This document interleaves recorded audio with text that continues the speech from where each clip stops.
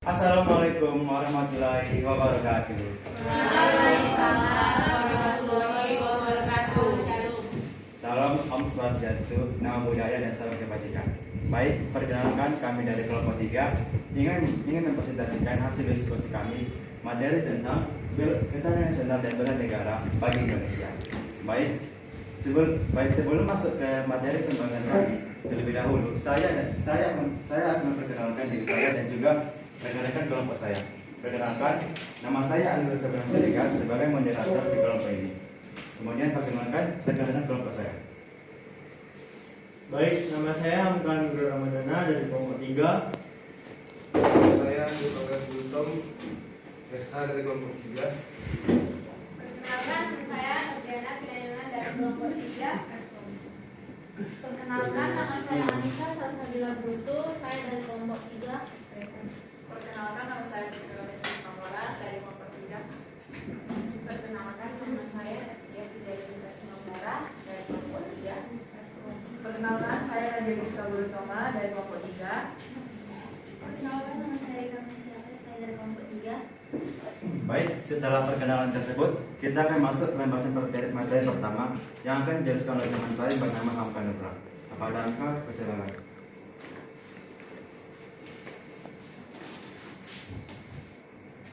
Perkenalkan, nama saya Hamka Nugrul Ramadana. Saya dari kelompok 3 ingin mempresentasikan tentang pendahuluan latar belakang masalah. Bela negara adalah sebuah konsep tentang patriotisme seseorang, suatu kelompok atau seluruh komponen dari suatu negara. Secara fisik dapat diartikan sebagai usaha pertahanan dari segala bentuk AGHT atau ancaman, gangguan, hambatan, dan tantangan terhadap eksistensi negara tersebut. Secara non-fisik, bela negara dapat diartikan sebagai peran aktif dalam memajukan bangsa dan negara, baik melalui pendidikan, moral, sosial, dan lain sebagainya. Dengan demikian, bela negara menjadi wajib untuk setiap profesi apapun. Hampir 2 dekade bangsa kita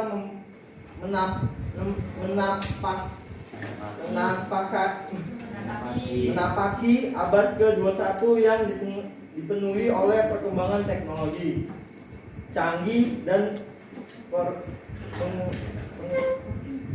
pergeseran lingkungan strategis global antara lain kutub geopolitik, geoekonomi, dan kekuatan militer dunia. Pergeseran ini telah menimbulkan dinamika ancaman baru yang bersifat multidimensional, di mana tidak lagi hanya ancaman militer namun juga ancaman non-militer. Mencermati hal di atas, pemerintah telah mengeluarkan instruksi Presiden Inpres 07 tahun 2018 tentang Rencana Aksi Nasional Bela Negara tahun 2018-2019 yang mengamankan kepada segenap kementerian, lembaga, dan pemerintah daerah untuk melaksanakan aksi nasional bela negara secara lebih sistematis, terstruktur, dan terstandarisasi.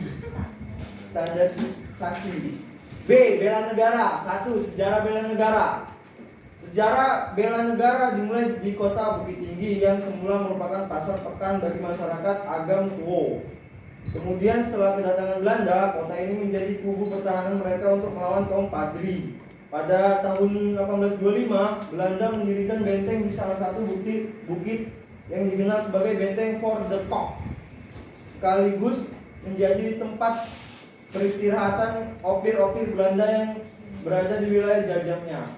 Pada masa pemerintah Hindia Belanda, kawasan ini selalu ditingkatkan perannya dan dalam ketatanegaraan yang kemudian berkembang menjadi sebuah stagmente atau kota dan berfungsi sebagai ibu kota Afdeling, Padang Syekh, Bovenlanden, dan Ondervreding, Agam.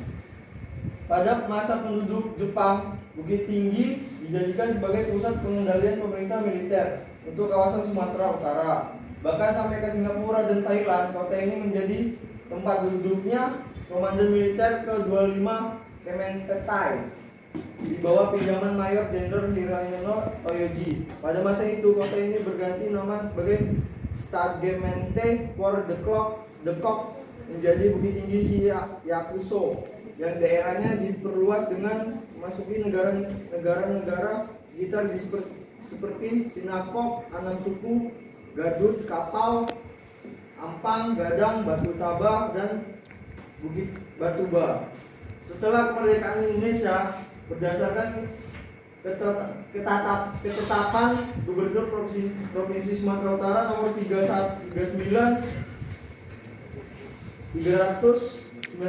tanggal 9 Juni 1945, Bukit Tinggi ditetapkan sebagai ibu kota Provinsi Sumatera Utara dengan Gubernur MR Teku Muhammad Hasan. Pada masa mempertahankan kemerdekaan Indonesia, kota Bukit Tinggi berperan sebagai kota perjuangan dan diunjuk sebagai ibu kota negara Indonesia setelah Yogyakarta jatuh ke tangan Belanda atau dikenal dengan Pemerintah Darurat Republik Indonesia atau PDRI yang dibentuk pada 19 Desember 1948 di Bukit Tinggi, Sumatera Barat oleh Syafuddin Prawinegara. Sekian dari saya, terima kasih.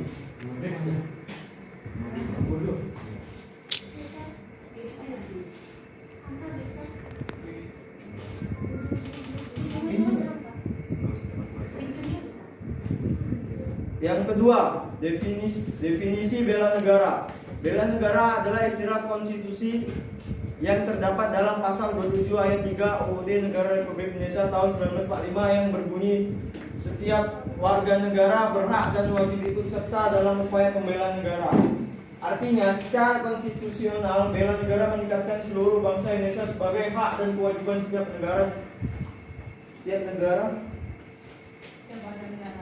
warga negara. Bela negara terkait etar dengan terjaminnya eksistensi NKRI dan terwujudnya cita-cita bangsa sebagai termuat dalam pembukaan UUD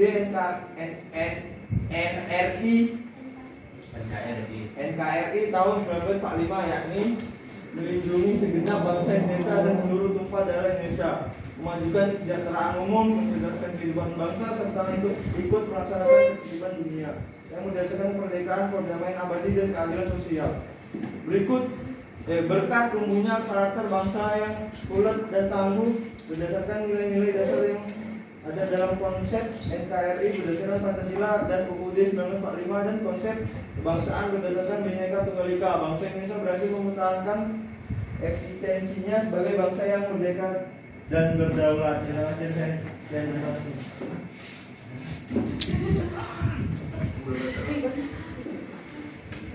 Oleh karena itu, secara definisi bela negara sendiri sebenarnya merupakan satu, jiwa kecintaan pada negara kesatuan Republik Indonesia yang berdasarkan Pancasila dan Undang-Undang Dasar 1945 dalam menjamin kelangsungan hidup bangsa dan negara. Dua, kewajiban dasar manusia, dan tiga, kehormatan bagi setiap warga negara yang dilaksanakan dengan penuh kesadaran dan tanggung jawab dan rela berkorban dalam mengabdi pada negara dan bangsa yang ketika mewujudkan dalam bentuk sikap dan perilaku, maka jiwa kewajiban dan kehormatan. Sekian dari saya, terima kasih.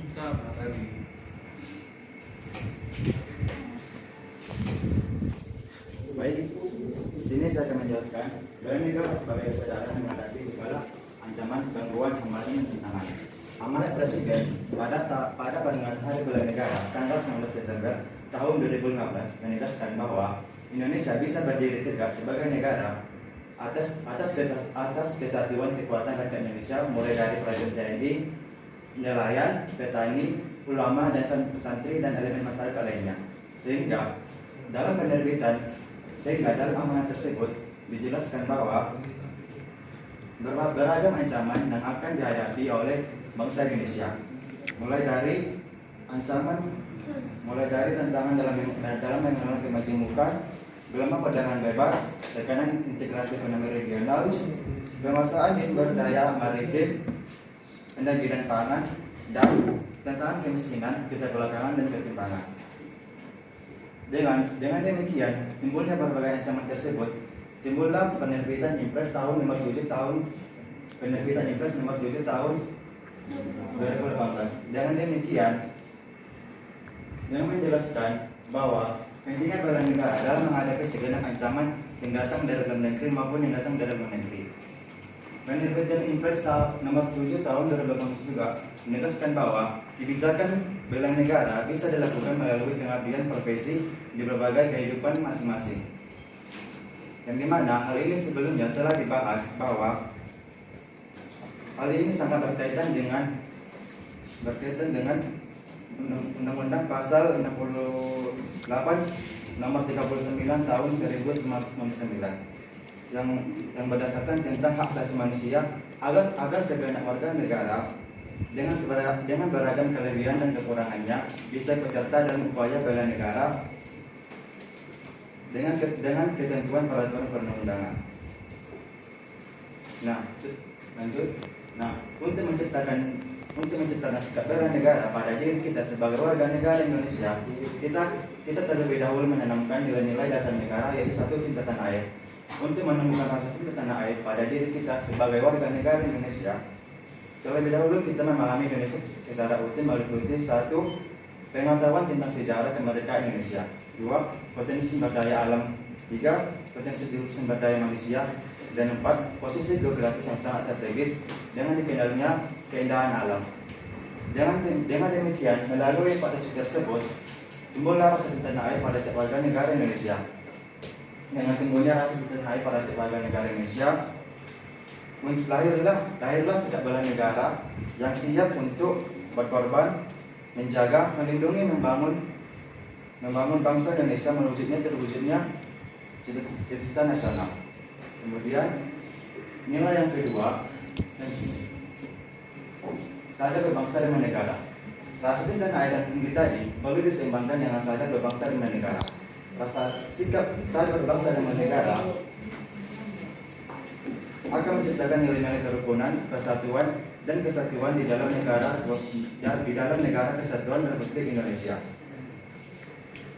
Untuk menemukan rasa sikap kesadaran berbangsa dan bernegara, terlebih dahulu kita memahami konsepsi kebangsaan yang meliputi satu, wawasan Nusantara, dua, ketahanan nasional, tiga, kewaspadaan nasional, dan empat, politik luar negeri bebas dan aktif.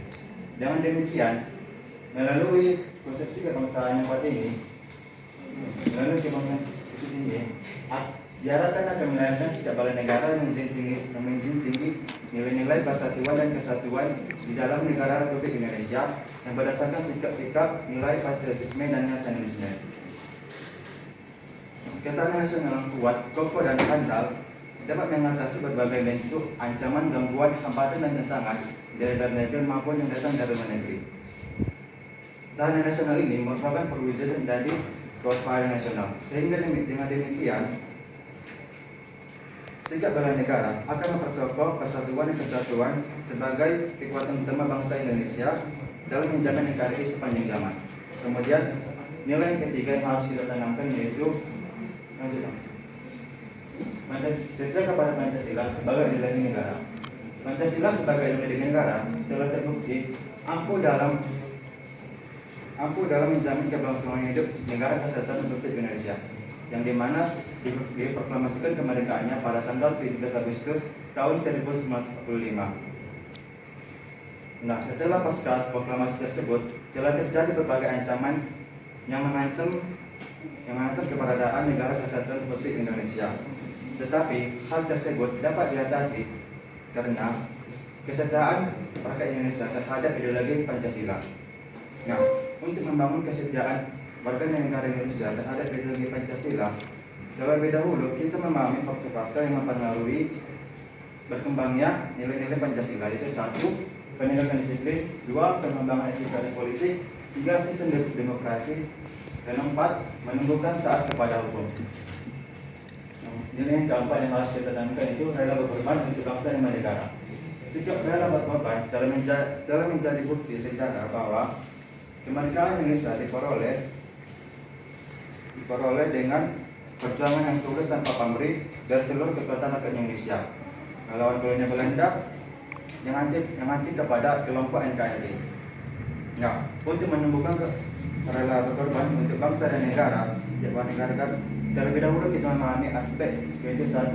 Konsep jiwa, 2. Semangat dan nilai jiwa, 4, 5, 3. Tanggung jawab etik, 4. Moral dan konstitusi, dan 5. Sikap mendahulukan kepentingan nasional di atas kepentingan pribadi atau golongan. Sekian yang dapat saya sampaikan, kemudian dijelaskan oleh Mbak Tiana.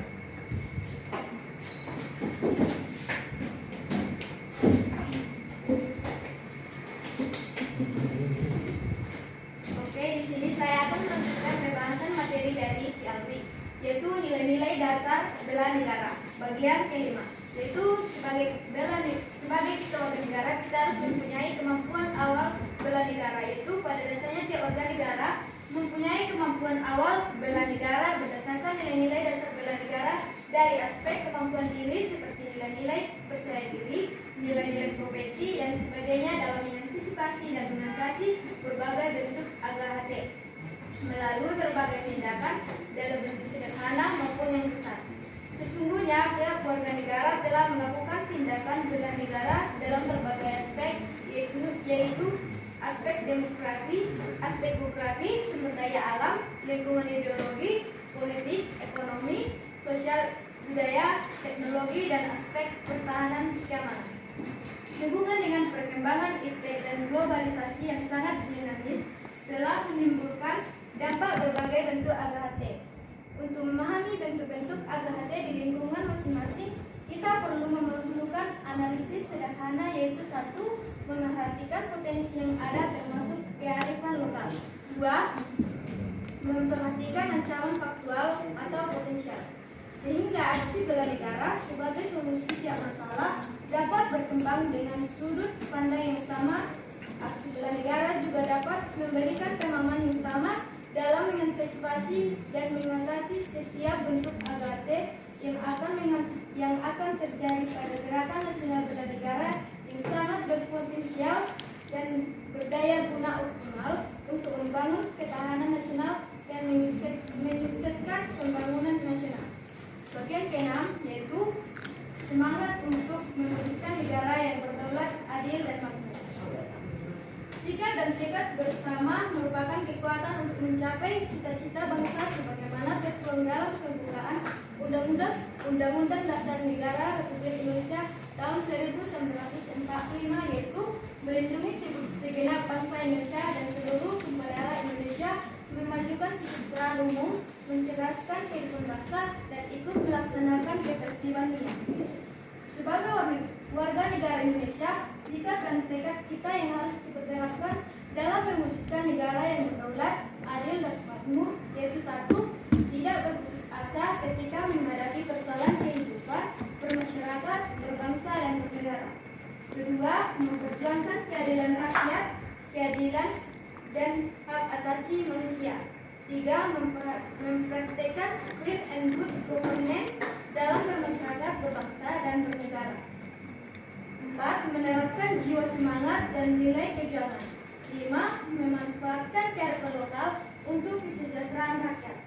Nilai-nilai dasar yang terkandung dalam semangat kebangsaan merupakan energi potensial yang tinggi dari bangsa Indonesia dan akan berdaya guna secara efektif dalam persatuan dan kesatuan tanpa membedakan suku, ras, agama, dan kelompok. Dengan semangat yang tinggi berlandaskan sikap dan tekad yang membara akan mampu mendayagunakan seluruh potensi sumber daya nasional dan kearifan lokal yang memberikan rujukan nilai-nilai peradaban bangsa Indonesia yang mendorong akselerasi pembangunan ketahanan nasional dan mensukseskan pembangunan nasional menuju terwujudnya masyarakat yang adil dan makmur. Sekian dari saya, terima kasih. Baik, perkenalkan saya Anil Bagai Buntung. Saya akan menjelaskan tentang bab 2 konsep dan prinsip kepemimpinan bela negara. Konsep kepemimpinan bela negara. Kepemimpinan bela negara adalah kepemimpinan yang dilandaskan keteladanan dalam mengaktualisasikan nilai-nilai bela negara, yakni cinta tanah air, kesadaran bangsa dan negara, rela berkorban, dan meyakini Pancasila sebagai ideologi negara. Nilai-nilai tersebut telah ditandai sebagai atribut warga negara yang baik atau good citizenship, sekaligus sebagai karakter yang akan menentukan kualitas kepemimpinan. Keteladanan dalam kepemimpinan bela negara lahir dari integritas moral dan etika sang pemimpin. Integritas moral adalah konsistensi antara pemikiran, ucapan, dan tindakan dengan mendasarkan pada kebenaran moral universal seperti diungkapkan Becker pada tahun 1998. Integritas is an commitment in action to a moral, justifiable set of principles and values. Jadi integritas adalah komitmen untuk berdasarkan setiap tindakan pada seperangkat prinsip dan nilai moral secara konsisten. Konsistensi pemikiran, ucapan, dan tindakan seorang pemimpin sebagai teladan bagi pengikutnya. Keteladanan inilah yang menjadi kekuatan dalam menggerakkan pengikutnya meraih misi dan tujuan organisasi tanpa kenal menyerah. Oleh karena itu, pemimpin yang berintegritas akan menampilkan sekurang-kurangnya 4 dari berikut, yakni konsisten dalam memegang prinsip, memegang teguh nilai-nilai moral, mampu menjadi teladan bagi pengikutnya, dan menjadi daya berjuang tak mengenal batas dalam memperjuangkan misi dan tujuan organisasinya. Secara yuridis, pemimpinan bela negara dapat dipahami sebagai aktualisasi bela negara sebagaimana ketua di dalam UUD NKRI tahun 1945 dan ketentuan perundang lainnya. Memahami kepemimpinan dalam konteks bela negara, aplikasi pada perluasan orientasi kepemimpinan. Kepemimpinan tidak orientasi jangka pendek, partisan atau sektoral, tetapi merupakan bentuk konstitusi nasional warga negara kepada masyarakat, bangsa dan negaranya. Meskipun konteks kepemimpinan berubah nilai dasar dan mandasi kepemimpinan bela negara tidak bergeser. Kepemimpinan bela negara melandaskan pada integritas moral dan etika yang menjadikan seorang pemimpin tampil sebagai teladan. Baik, dilanjut oleh saudara tingkat 3.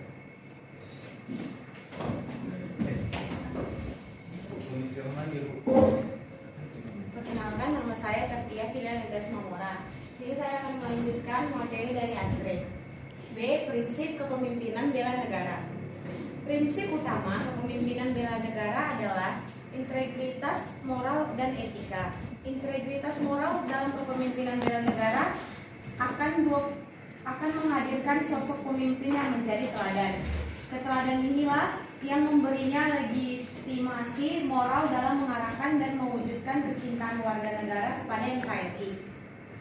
Integritas moral kepemimpinan bela negara menghadirkan pemimpin yang memberi pengaruh bukan karena gemar memerintah, tajam dalam mengkritik, dan mahir mencari kesalahan, melainkan pemimpin yang memberikan pengaruh karena tindakannya tidak tercela dan daya juangnya yang tak mengenal batas. Integritas moral dan etika sebagai prinsip kepemimpinan bela negara akan menciptakan iklim di mana orang akan terbiasa melakukan hal-hal yang benar, bukan membenarkan hal-hal yang biasa dilakukan. Dengan demikian, kepemimpinan bela negara pada intinya adalah kepemimpinan yang memberi pengaruh bukan karena hanya pandai menginstruksi, hebat mengkritik, dan mahir mencari kesalahan, melainkan kepemimpinan yang memberikan pengaruh dengan perilaku-perilaku yang dianggap baik oleh masyarakat. Adapun perilaku yang dianggap baik tersebut adalah segala perilaku yang dilindasi oleh integritas, etika, dan normal dan moral. Kemudian akan lanjut oleh Rita. Sekian dan terima kasih. Baik, saya akan melanjutkan materi bersama saya. Nama saya Bab 3. Aktualisasi kepemimpinan bela negara. A. Mempengaruhi dan mengarahkan kecintaan warga negara pada NKRI. Pemimpin hadir untuk menjadi mesin utama yang menggerakkan anggota di lingkungannya. Kepemimpinan bela negara harus menjadi poros penggerak masyarakat lainnya untuk mencintai NKRI. Menjadi pengajak dan penggerak tak akan mampu terlaksana jika pemimpin itu sendiri tak mengetahui bagaimana makna cinta terhadap NKRI. Konsep kecintaan terhadap bangsa dan negara itu sering diterjemahkan sebagai nasionalisme. Aktualisasi nasionalisme dalam kepemimpinan bela negara akan tercermin dari pola ucap, pola sikap, dan pola tindak sang pemimpin yang menjaga preferensi yang karakter kepentingan bangsa dan negara di atas kepentingan pribadi dan golongan. Menumbuhkan rasa nasionalisme melalui kepemimpinan bela negara merupakan upaya yang efektif dalam menciptakan masyarakat yang nasionalis. Semangat nasionalisme akan menumbuhkan rasa tanggung jawab untuk menjaga keharmonisan, ketentraman, dan keamanan dalam kehidupan berbangsa dan bernegara dengan berbagai perbedaan. B. Sediaan membantu kesulitan masyarakat dan kelompok. Interaksi seorang pemimpin bela negara menjadi modal penting agar dapat mengawal masyarakat. Ia harus mampu berinteraksi sesuai dengan etika moral yang berlaku dalam masyarakat. Pemimpin yang gagal dalam melakukan hal tersebut justru akan ditolak oleh masyarakat karena tidak terjalin interaksi yang harmonis. Padahal interaksi merupakan sarana untuk mendengar pendapat masyarakat, sekaligus mengajak mereka untuk bergerak bersama-sama menuju sisi perubahan masa depan Indonesia yang lebih cerah. Dan dilanjutkan oleh Nadia Rizky. Perkenalkan, saya Nadia Rizky Tonga. Saya akan melanjutkan materi dari Rika. Kunci integritas kepemimpinan yang dibutuhkan pada masyarakat pada saat ini dapat terangkum dalam konsep pemimpin kuat yang rakyat. Hal itu artinya pemimpin yang tidak berjarak dengan rakyatnya, gemar berdialog, terbuka dengan perubahan dan hal-hal yang baru. Indonesia tak lagi membutuhkan pemimpin yang hanya gemar memberikan janji dan tidak melakukan perbuatan-perbuatan yang nyata. Pemimpin bela negara bukan lagi hanya soal IQ semata, tapi karakter yang kuat untuk melakukan perubahan yang signifikan. Selanjutnya, C. Menjadi teladan warga negara dalam menjaga NKRI. Keteladanan bukan dicitrakan ataupun dilafalkan, melainkan dibentuk melalui proses yang panjang. Keteladanan muncul dari karakter yang dimiliki oleh pemimpin tersebut. Karakter merupakan lukisan jiwa, cetakan dasar kepribadian seseorang, sekelompok orang, yang terkait dengan kualitas-kualitas moral, integritas, ketegaran, serta kekerasan, potensi, dan kapasitasnya. Pemimpin dengan karakter yang mencerminkan nilai-nilai luhur, bangsa seperti jujur, amanah, adil dan bertanggung jawab, percaya diri, visioner dan bijaksana, akan mampu menjadi model atau panutan keteladanan dalam masyarakat. Integritas inilah yang membuat pemimpin diikuti dan diteladani. Selanjutnya akan dijelaskan oleh Anis.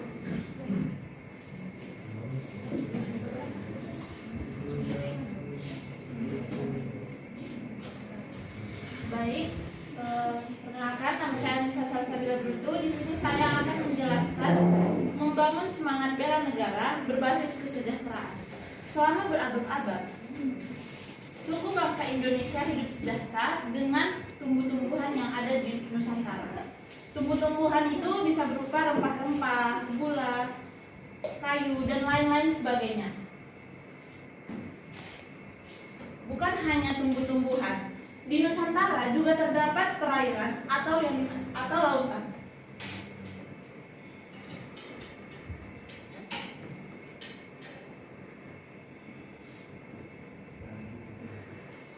United National Development Program atau UNDP bahkan menyebut perairan Indonesia sebagai habitat bagi 75% terumbu karang dan 37% ikan laut. Perjalanan sejarah kehidupan baik pada tataran nasional maupun internasional telah memberikan bukti nyata yang terbantah betapa kearifan dan keunggulannya Nusantara. Oleh sebab itu kita patut dan wajib memberikan dan mensyukuri, memelihara dan memanfaatkan sebaik-baiknya bagi kesejahteraan dan sosial yang merata bagi seluruh warga negara Indonesia. Sekian dari saya dan dilanjutkan oleh Putri.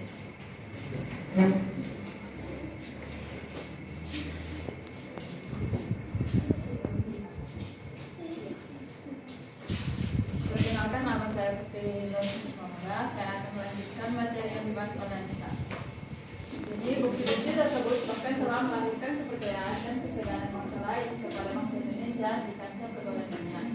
Namun tidak sedikit bangsa lain di dunia dengan berbagai cara tertarik melemahkan dua warisan nenek moyang tersebut untuk merebut dan menguasai kekayaan alam yang dimiliki bangsa Indonesia. Bersamaan dengan itu, berbagai aspek kehidupan manusia di muka bumi maju, mereka serta berkembang dengan cepat dan tidak terprediksi dengan membawa dampak positif dan negatif. Sebaliknya, tidak tarik dalam mengadopsi dan mengadaptasi nilai-nilai dan unsur-unsur baru baik yang lahir dari dalam maupun datang dari luar. Justru akan mendorong bangsa Indonesia meninggalkan kearifan lokalnya dan merupakan keunggulan lokal yang dimilikinya. Dalam konteks ini, perlu pula diwaspadai nilai-nilai dalam produk-produk asing yang dengan sengaja disusukan oleh bangsa lain yang ingin menghapuskan eksistensi bangsa Indonesia. Rasa syukur bangsa Indonesia atas karunia tanah air yang sangat berharga tersebut oleh Tuhan Yang Maha Esa. Oleh karena itu perlu dihayati bahwa satu, nilai yang terkandung dalam sila pertama dari Pancasila, bangsa Indonesia harus memandang kekayaan yang melimpah berupa emas hijau, emas biru, serta kekayaan alam lainnya yang merupakan keunggulan komparatif, merupakan anugerah Tuhan Yang Maha Esa yang khusus diberikan kepada kita. Yang kedua, kekayaan tanah air itu merupakan warisan turun-temurun dari nenek moyang kita. Oleh sebab itu harus dijaga dan dikelola secara bijaksana dengan menerapkan kearifan lokal agar dapat diwariskan kepada anak cucu generasi penerus kita. Yang ketiga, bab 14 pasal 33 ayat 3 dari Undang-Undang Dasar 1945 mengamanatkan agar semua kekayaan yang terkandung di bumi Nusantara harus dikuasai oleh negara dan dikelola untuk sebesar-besar kemakmuran rakyat Indonesia. Dan keempat, kemakmuran rakyat Indonesia merupakan tujuan didirikannya NKRI sebagaimana diamanatkan dalam sila kelima dari Pancasila dan pembukaan Undang-Undang Dasar 1945 yaitu kesejahteraan sosial bagi seluruh 37 rakyat Indonesia berkeadilan sebagai penghayatan sila kedua dari Pancasila. Dan yang kelima, rakyat yang sejahtera dan makmur memiliki kebanggaan sebagai bangsa yang berdaulat atas negaranya. Artinya, mewujudkan kesejahteraan sosial bagi seluruh rakyat Indonesia merupakan salah satu bentuk bela negara. Oleh sebab itu, kita harus menjadi pandu ibu pertiwi yang menjaga kedaulatan dan kekayaan tanah air. Sekian, terima kasih. Baik, sekian dari presentasi dari kelompok kami. Jika ada pertanyaan, saya membuka pertanyaan pertama, yaitu 3 orang. Sampai 5 pertanyaan. Berapa lagi? Buka aja dulu. Sudah 2 aja dulu ya. Baik, silakan. Baik, saya Elsa Putrisya ingin bertanya. Kan ini tentang ketahanan nasional ya. Jadi kita punya Menteri Ketahanan Nasional. Jadi saya ingin bertanya, tolong sebutkan dan jelaskan apa saja tugas dari Menteri Ketahanan Nasional dan menurut kalian apakah Menteri kita saat ini sudah mengerjakan tugasnya dengan cukup baik? Terima kasih. Perkenalkan, nama saya Gabriela Junior Pitarigan. Saya ingin menanyakan kepada kelompok 3. Menurut kalian apabila terjadi ancaman terhadap ketahanan nasional, upaya apa yang akan dilakukan negara dalam menangani masalah tersebut? Ini kan dalam awal sejarah bela negara itu pada tahun berapa tuh terjadi di Sumbar. Dalam bentuk apa pertama kali bela negara itu dilakukan di Sumbar itu? Kan di Sumatera Barat itu kan pertama kali terjadinya pergerakan bela negara. Bela negara seperti apa yang terjadi pada masa itu? Perkenalkan, nama saya Tertias Mamora. Di sini saya akan menjawab pertanyaan dari Elsara. Sebutkan dan jelaskan apa saja tugas Menteri Pertahanan Nasional. Tugas Menteri Pertahanan Nasional mempunyai tugas menyelenggarakan urusan di bidang pertahanan dalam pemerintahan untuk membantu Presiden dalam menyelenggarakan pemerintahan negara. Dalam melaksanakan tugas, Kementerian Pertahanan menyelenggarakan fungsi. Yang pertama, perumusan, penetapan, dan pelaksanaan kebijakan di bidang pertahanan. Yang kedua, pengelolaan barang milik atau kekayaan negara yang menjadi tanggung jawab Kementerian Pertahanan. Yang ketiga, pengawasan atas pelaksanaan tugas di lingkungan Kementerian Pertahanan. Yang keempat, pelaksanaan kegiatan teknis dari pusat sampai ke daerah. Sekian, terima kasih. Apakah yang salah? Puas? Satu lagi yang belum terjawab, menurut kalian apakah menteri kita sekarang ini sudah cukup baik kerjanya? Saya Nurul. Jadi saya akan menjawab melengkapi jawaban dari Delvia.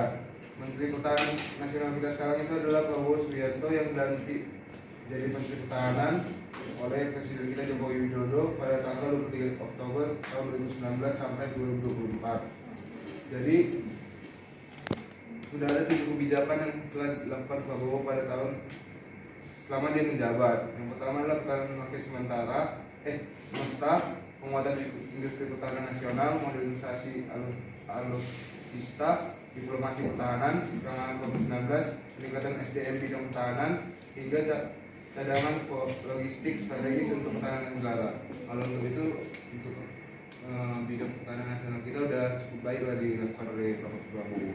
Sekian, terima kasih. Perkenalkan, saya Nadia Giska Lutonga. Saya akan menjawab pertanyaan nomor 2, pertanyaan dari Gabriela. Upaya apa yang dilakukan dalam menghadapi ancaman bela negara dan apabila terjadi ancaman terhadap ketahanan negara?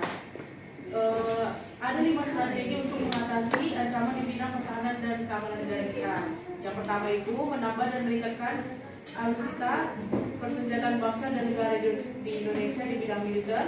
Yang kedua, bekerjasama dengan negara lain dalam mengembangkan dan meningkatkan bidang pertahanan dan keamanan. Yang ketiga, melatih TNI untuk lebih siap dalam menghadapi disintegrasi. Dan jika ancaman tersebut sudah terjadi, cara kita adalah salah satunya adalah dengan cara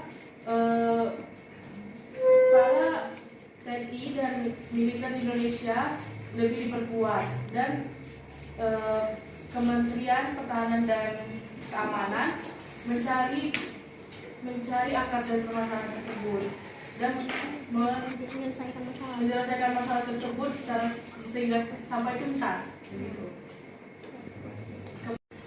Kepada saudara Gabriela, apakah penjawaban dari kami sudah bisa diterima? Ya, sudah saya terima. Kasih. Oke, baik, ini saya menjelaskan pertanyaan dari Deka. Sejarah bela negara di Kota Bukit Tinggi yang selama merupakan pasar bagi masyarakat Agan Tua. Kemudian setelah kedatangan Belanda, kota ini menjadi kubu pertahanan mereka untuk melawan kaum Pade. Pada tahun 1825, Belanda mendirikan benteng di salah satu bukit yang dikenal sebagai Benteng Fort de Kock, sekaligus menjadi tempat beristirahat ofisir-ofisir Belanda yang berada di wilayah jajahannya. Pada masa pemerintahan Hindia Belanda, kawasan ini selalu ditingkatkan perannya dalam ketatanegaraan dan kemudian berkembang menjadi sebuah Stadgemeente atau kota dan berfungsi sebagai ibu kota afdeling Predictie von Landen dan Onderdelik Oud-Agent. Pada masa pendudukan Jepang, Bukit Tinggi dijadikan sebagai pusat pengendalian pemerintah militernya untuk kawasan Sumatera, bahkan sampai ke Singapura dan Thailand. Kota ini menjadi tempat kedudukan Komandan Militer ke-25 Kempetai di bawah pimpinan Mayor Jenderal Herano Toyoji. Pada kota ini berganti nama dari Stadgemeente Fort de Kock menjadi Bukit Tinggi Siakusho yang daerah dengan memasuki nagari-nagari sekitarnya seperti Siano Anam Suku, Gadut, Kapal, Taba, dan Bukit Batapua. Dari mana saudara Deka menerima? Dari pendapat Deka, saya sudah menerima jawabannya. Terima kasih.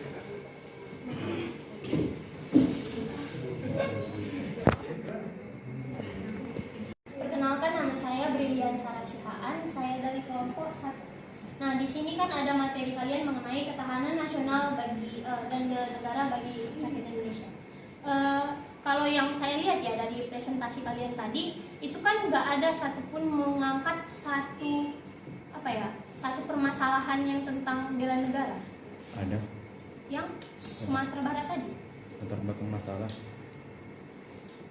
Ada latar belakang masalah ini. Itu kan. Nah, selain itu juga di sini saya akan mau nanya. Waktu tahun 1999 ada yang kita ketahui bahwasannya Timor pada saat pemerintahan B.J. Habibie melepaskan diri dari Indonesia pada saat pemerintahan B.J. Habibie. Nah, saat situ kenapa bangsa Indonesia sendiri nggak bisa mempertahankan Timor sendiri kan? Padahal di situ yang kita ketahui bahwasannya pemimpinnya itu B.J. Habibie gitu kan. Entah menurut kalian, menurut pandangan kalian, apa yang menjadi latar belakang kenapa Indonesia sendiri nggak bisa mempertahankan itu tadi? Jadi pertanyaan apa latar belakang? Nama saya Febrianti Nafia Anastasia Pasaribu. Saya mau bertanya, tadi kan kalian membahas tentang ketahanan nasional. Nah, seperti yang kita ketahui kan Indonesia itu kan negara kepulauan, jadi kita punya banyak pulau-pulau, bahkan pulau-pulau terpencil. Nah, jadi ada beberapa negara itu mengklaim pulau-pulau kita. Ada lagi pulau yang bahkan udah dimenangkan sama negara lain. Nah, misalnya itu kayak Pulau Sepadan, Pulau Bintan, bahkan ada Pulau Pasir yang lagi mau diklaim sama Australia. Nah, menurut kalian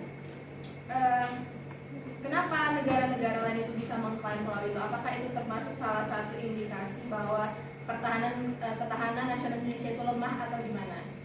Atau dan juga apa sih faktor-faktor yang membuat negara lain itu bisa mengklaim pulau itu, bisa mengklaim pulau Indonesia? Oke, sekian, terima kasih. Perkenalkan, nama saya Agatha dari kelompok 1. Saya ingin bertanya, bagaimana tingkat kesadaran bela negara di kalangan mahasiswa? Bagaimana tingkat kesadaran bela negara di kalangan mahasiswa? Terima kasih. Perkenalkan, nama saya Argo Sebuah Masyarakat. Di sini saya akan menjawab pertanyaan dari Ben Sarah, kenapa Indonesia tidak mampu mempertahankan Timor dari negara Indonesia? Kalau menurut saya, secara umum, keluarnya Timor dari Indonesia karena ketidakpuasan terhadap pemerintah Indonesia di bidang ekonomi, pendidikan, pembangunan, serta politik. Setelah itu, terjadinya ketidakpercayaan kepada pemerintah Indonesia.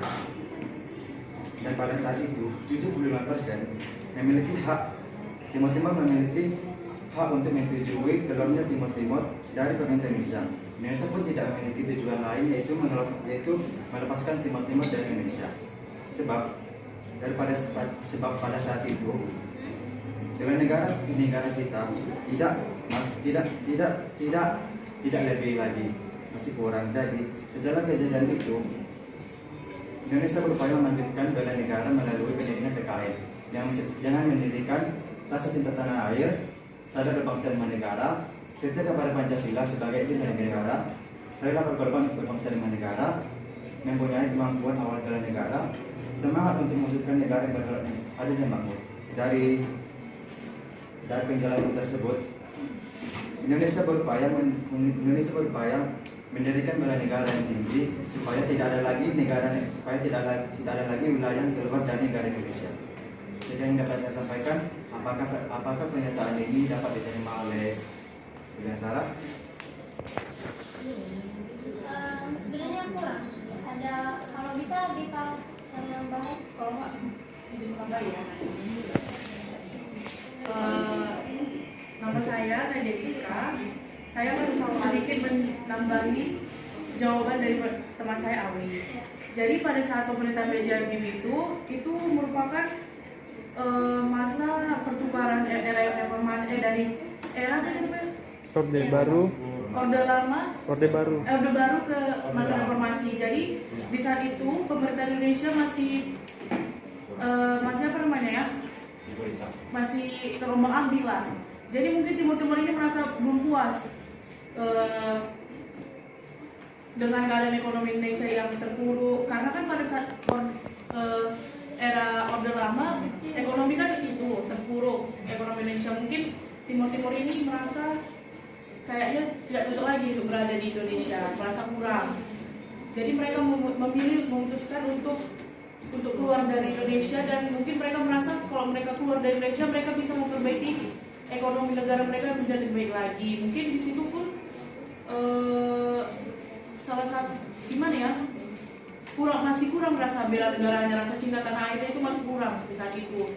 Dan seperti yang dibilang Alwi tadi, kalau negara Indonesia ini kan negara demokrasi. Jadi keluarga Timur itu dari Indonesia pun bukan hal yang mudah. itu ada pemungutan suara untuk menyetujui apakah Timur Timur itu diizinkan keluar dari Indonesia atau enggak. Jadi hasil suaranya itu 78,5% memilih untuk menyetujui Timur Timur untuk keluar dari Indonesia. Gitu. Bagaimana saudara Julian, apakah menerima? Baik, saya Bagian Gultom akan menjawab pertanyaan dari Anastasia Febrianti. Jadi ada beberapa negara mengklaim beberapa pulau kita atau dimenangkan oleh negara lain. Menurut kalian kenapa negara lain itu bisa mengklaim dari Indonesia? Jadi seperti yang saya dengar, kalau misalnya kalian bertanya kepada kami tentang Pulau Pasir dan Natuna kan. Jadi Kepulauan Pasir itu berdekatan dengan Australia, dan Australia itu mengklaim bahwa itu adalah warisannya. Tapi itu merupakan salah satu kepulauan yang ada di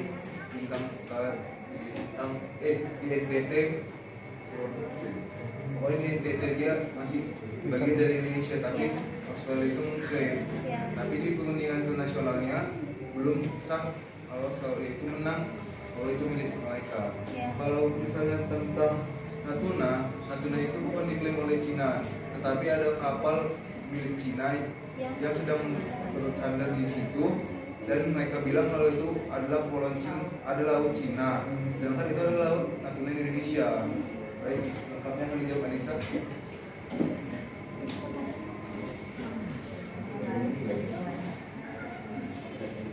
Baik, saya akan menjawab pertanyaan dari saudara Febrianti. Tadi pertanyaannya itu kenapa negara lain bisa mengklaim kepulauan negara Indonesia? Nah, ini saya akan menjawab. Kepulauan yang sudah berhasil diklaim oleh negara lain itu ada Pulau Sipadan dan Ligitan.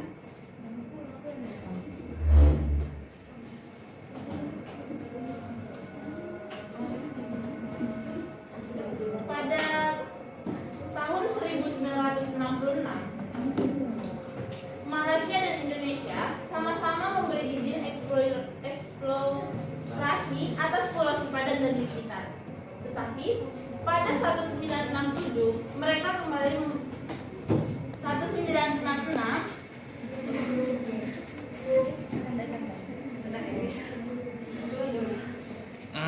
awalnya pada tahun 1966 Malaysia dan Indonesia sudah sepakat memberikan eksplorasi terhadap Pulau Sipadan dan Ligitan. Tetapi pada 1967 Malaysia kembali memperebutkan bahwa pulau tersebut akan menjadi hak milik mereka. Terus Indonesia dan Malaysia jadi saling memperebutkan Pulau Sipadan dan Ligitan. Akhirnya Pulau Sipadan dan Ligitan ini diberikan kepada Mahkamah Internasional. Ya, Mahkamah Internasional. Dan kemudian Mahkamah Internasional menetapkan bahwa Sipadan dan Ligitan itu menjadi hak milik Malaysia. Nggak ada upaya Indonesia untuk mempertahankan itu menjadi hak milik mereka. Oke, bentar ya. Menambahi dikit apa yang saya sampaikan tadi.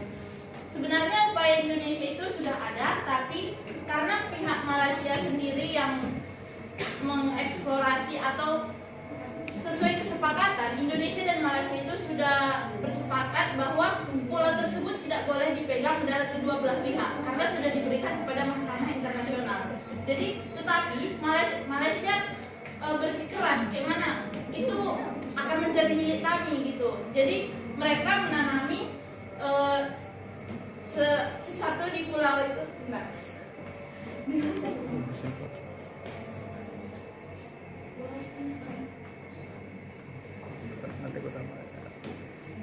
Memperkaya pulaunya Sampai bentar ya saudara, salah, saya akan menjawab sedikit lagi. Membangun resort di situ. Jadi di dalam peta nasional menjadi sepihak, makanya terjadi saling perebutan gitu. Sebenarnya Indonesia usaha, tetapi Malaysia membangun resort di situ, makanya terjadi kayak gitu. Baik, saya akan menjawab dari pertanyaan dari Agatha. Bagaimana tingkat kesadaran bela negara di lingkungan mahasiswa? Kesadaran bela negara pada mahasiswa diimplementasikan pada membuang sampah pada tempatnya yang disediakan, perlindungan dan keamanan bagi masyarakat sudah baik, taat beragama dengan sudah melaksanakan dan menjalankan ibadah dan menjaga kerukunan hidup di antara sesama umat beragama dan percaya terhadap Tuhan Yang Maha Esa. Namun ada kesadaran bela negara pada mahasiswa masih kurang, yaitu turut menjaga keamanan lingkungan kampus, tidak cukup mewakili kampus dalam kegiatan olahraga dan seni, masih mengedepankan kepentingan pribadi dibandingkan kepentingan bangsa dan negara, cenderung tidak memilih golput pada pemilu mendatang, dan kurang berminat menjadi anggota Menwa atau tentara. Selanjutnya akan dilanjutkan oleh Putri. Saya akan menambahi jawaban dari Kakak, yaitu bagaimana tingkat kesadaran mahasiswa dalam bela negara. Jadi kan dalam rangka menjadikan Malaysia Indonesia, khususnya mahasiswa yang terlibat dalam upaya bela negara, maka perlu dilaksanakan pembinaan kesadaran bela negara. Jadi mahasiswa dalam bela negara adalah bagian dari menjaga ketahanan nasional. Sekaligus disampaikan bahwa mahasiswa seharusnya berpikir untuk mengembalikan dan mengubah kondisi negara ini menjadi negara ideal yang mampu bersaing. 5 dasar dari bela negara itu: cinta tanah air, sadar berbangsa dan bernegara, yakin Pancasila sebagai ideologi negara, dalam berkorban untuk bangsa dan negara, dan kemampuan awal bela negara baik psikis maupun psikis.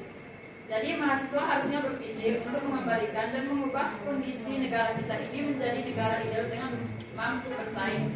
Perubahan sangat diperlukan untuk tercapainya keidealismean di dunia ini, namun dengan tidak menghilangkan jati diri sebagaimana mahasiswa dan bangsa Indonesia sebagai bangsa yang sopan, ramah, bermoral, dan memiliki akhlak yang mulia.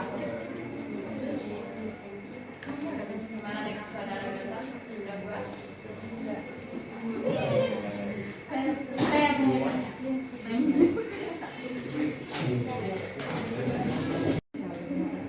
Baik, sekian dari presentasi hasil dari diskusi kami tentang bela negara dan ketahanan nasional bagi Indonesia.